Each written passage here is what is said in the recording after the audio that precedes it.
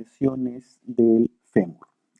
Hace un rato estábamos hablando de las lesiones del húmero, de que se dividía también en parte proximal, parte media, parte distal, ¿no? Acá vamos a ver, recordar un poquito al fémur. El fémur tiene más o menos una forma, más o menos, ¿no? Más o menos, en su parte proximal, así. La parte proximal tiene una cabeza, tiene un cuello, tiene un trocánter mayor, tiene un trocánter menor que está un poquito posterior, tiene una diáfisis más abajo. Y luego vienen los cóndilos, ¿no? Que ya articulan con la tibia. ¿Ok? En la parte proximal, que es esta de acá, la parte proximal nuevamente está mucho más asociado a fracturas en ancianos, en abuelitos. ¿Y en qué parte es más común? Acá, en el cuello. Las fracturas de la diáfisis, que son un poquito más inferiores, son más frecuentes en los jóvenes. Sucede lo mismo que en las fracturas del húmero, ¿ya? Exactamente lo mismo. Lo que deben recordar acá es que los abuelitos se fracturan más arriba y los jóvenes, perdón, en la parte media. Nos concentramos en la parte proximal. Lo más común es la fractura del cuello, ¿ya? Entonces, las fracturas de fémur frecuentes en ancianos, usualmente por caídas, pero son caídas leves, caídas de las escaleras, de la cama, de la silla. No suelen ser fracturas por accidentes de tránsito muy severas. Entonces, frecuente en ancianos por caídas. Está muy asociado a la osteoporosis. Así que, por lo tanto, suelen ser fracturas patológicas la mayoría de veces, ¿ya?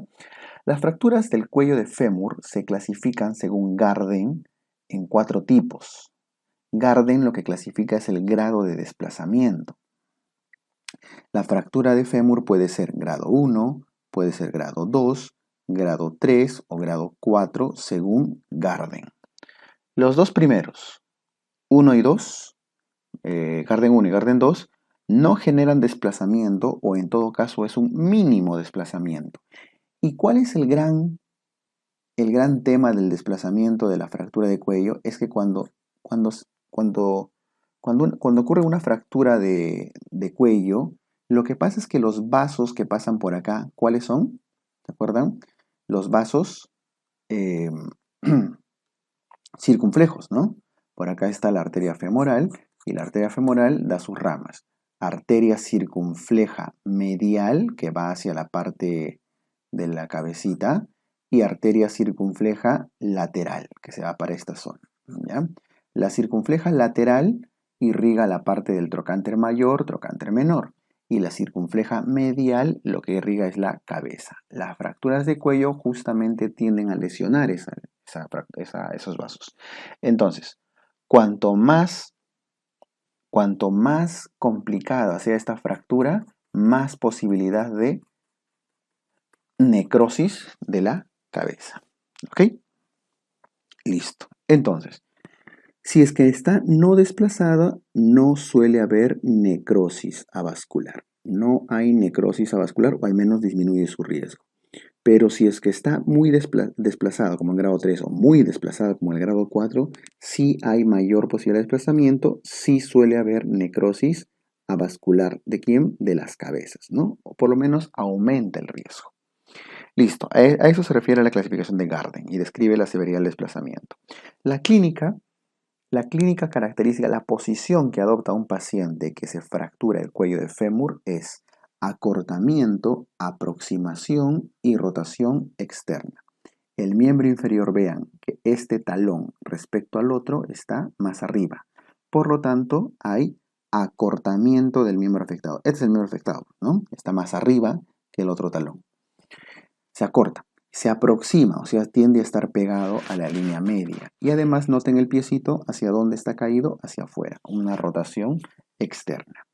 Acortamiento, aproximación y rotación externa. Hay una secuencia de letras que son más o menos fáciles de recordar. ACAPRE, acortamiento, aproximación y rotación externa. Es la posición de las fracturas de cuello fémur.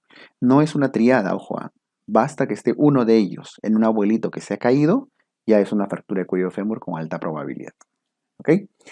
Bueno, abajo dice imposibilidad para mover el talón, pero en general pues siempre es difícil mover cualquier parte del rodilla, talón, todo si se ha fracturado la cadera, ¿no? Muy bien. Tienen que confirmar siempre el diagnóstico con su respectiva radiografía. El tratamiento es bastante complejo, interesante. Vamos a revisar así este esquema, tratar de simplificarlo, ¿ya? Miren, hay dos escenarios. En el primer escenario, en la fractura del cuello de fémur, tenemos a un Garden 1, Garden 2. Quiere decir que la fractura es no desplazada, está estable y con un muy bajo riesgo de necrosis de la cabeza, ¿no es cierto? Prácticamente no hay necrosis en el grado 1 o 2. No es común. Estas fracturas, al no necrosar la cabeza, al mantener su irrigación, no es necesario cambiarlo por una prótesis, ¿no? Hay que mantener la cabecita. Si no se necrosa la cabeza, hay que mantenerla.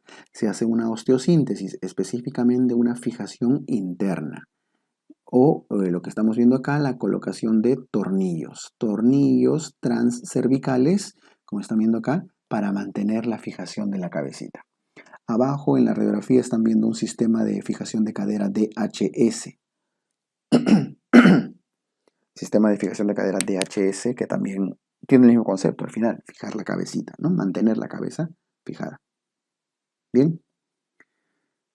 Entonces, esto es lo que se hace cuando la fractura es estable, cuando no tiene necrosis en la cabeza. Y además en personas jóvenes también, ¿no? Menores de 75 años usualmente tiende a hacerse esto. El otro escenario es cuando la fractura es desplazada, cuando genera inestabilidad, Garden 3, Garden 4. Por lo tanto, hay mayor riesgo de necrosis avascular. No significa que lo vaya a hacer de todas maneras. Simplemente el riesgo aumenta, ¿ya? Si aumenta el riesgo de necrosis avascular, entonces, ¿cuál es la conducta? Ahí depende de la edad. Si la persona es joven, menor de 75 años, bueno, un abuelito no tan anciano, menor de 75 años, se puede considerar la posibilidad de solo ponerle tornillos, porque va a tener buen pronóstico, o sea, es muy posible que su cabecita se regenere. Ojo, ¿ah? Este asterisco, ¿qué significa? No debe haber necrosis avascular. A pesar de ser Garden 3-4, no debe haber necrosis avascular. Si es joven, va a osteosíntesis. Pero si es mayor, si tiene más de 75 años, más aún si es que está con necrosis de la cabeza, las posibilidades de regeneración son muy bajas. Por lo tanto, siempre van a prótesis de cadera. ¿Ya? Quiero simplificar esto. En general, los Garden 1, Garden 2 suelen hacerse osteosíntesis, fijación con tornillos. Y los Garden 3, Garden 4 generalmente casi siempre se pone prótesis. Es poco probable que el examen les ponga en la situación de la edad y todo. Se va a asegurar y les va a poner un abuelito de 80, 85 años seguramente. En general, si no hay necrosis de la cabeza, fijación con tornillos. Pero si hay necrosis de la cabeza, prótesis. ¿Ya? Para efectos prácticos. Ahora, si deciden colocar prótesis, hay que ver qué tipo de prótesis. Existen las prótesis totales y existen las prótesis parciales. A la prótesis total le llaman artroplastía total y a la prótesis parcial le llaman hemiartroplastía. Hemiartroplastía, una prótesis parcial. ¿Qué significa total? La prótesis total significa que reemplazan tanto el lado femoral como el acetábulo. Colocan un platillo para que articule, ¿no? O sea, todo el complejo de la cadera lo están reemplazando. En cambio, la prótesis parcial o hemiartroplastía solamente está reemplazando el lado femoral. ¿Ok? Listo. Ahora, ¿cuándo se decide poner cuál de ellos? La prótesis total se coloca en ancianos, en abuelitos que estén en buen estado general, activos y en buen estado general. O sea, que hagan sus actividades diarias con normalidad, que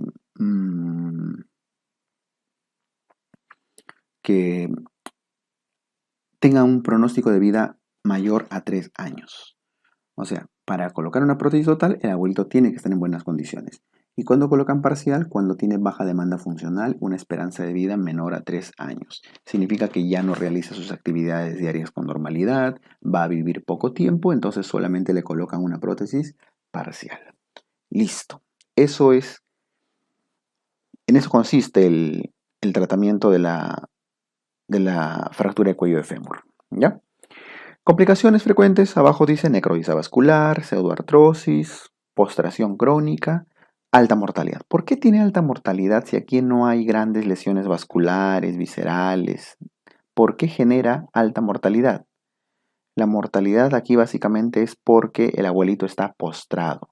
Muere por neumonía, muere por infecciones urinarias, por escaras que se complican muchas veces, trombosis, etc. ¿Ya? Esa es la razón de las muertes, por la postración. Muy bien, un tema súper importante, chicos. Lo que hemos visto hace un rato de luxación de cadera y esto de fractura de cuello de fémur son los temas más importantes de miembro inferior. ¿Ya? Ahora, vamos a pasar a las fracturas de la diáfisis del fémur, del tercio medio. Las fracturas de la diáfisis ya también son frecuentes en jóvenes por accidentes muy violentos, usualmente accidentes de tránsito.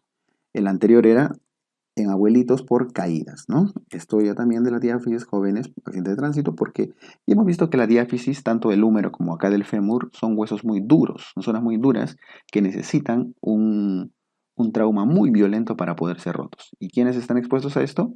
Los jóvenes. ¿Ok? Se lesiona con frecuencia, las fracturas de la diáfisis lesionan con frecuencia la arteria femoral. Porque esta arteria femoral que hemos dibujado hace un ratito por acá, a nivel de la diáfisis pasa muy pegado, muy pegadito al fémur. Por lo tanto, una fractura de la diáfisis genera lesión de la arteria y eso genera gran sangrado. ¿Ya? Muy bien. Entonces, lesión de la arteria frecuente en accidentes violentos, lesión de la arteria femoral y eso suele llevar con frecuencia al shock hipovolémico. ¿Ya? Muy bien, shock hipovolémico, por el gran sangrado, ¿no? Listo, entonces, a pesar de ser jóvenes, los pacientes pueden morir acá por shock hipovolémico. Puede generar también embolismo graso, embolia grasa o embolia adiposa. ¿Ya? El tratamiento va a depender de la edad. En niños suele hacerse un manejo ortopédico, no necesitan cirugía.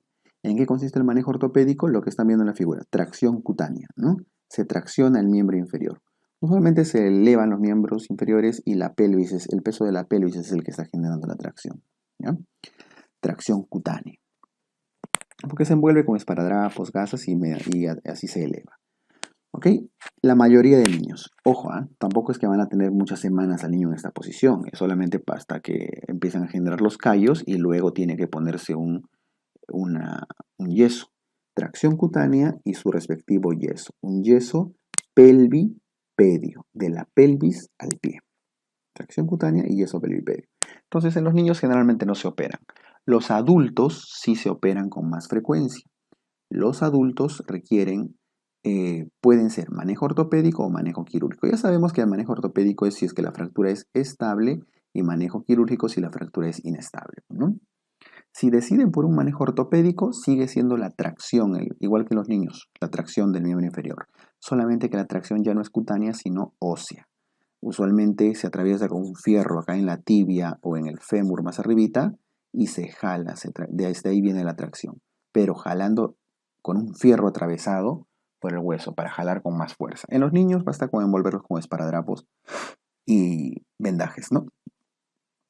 En los adultos, si van a hacer un manejo ortopédico, tiene que ser atravesado con un clavito.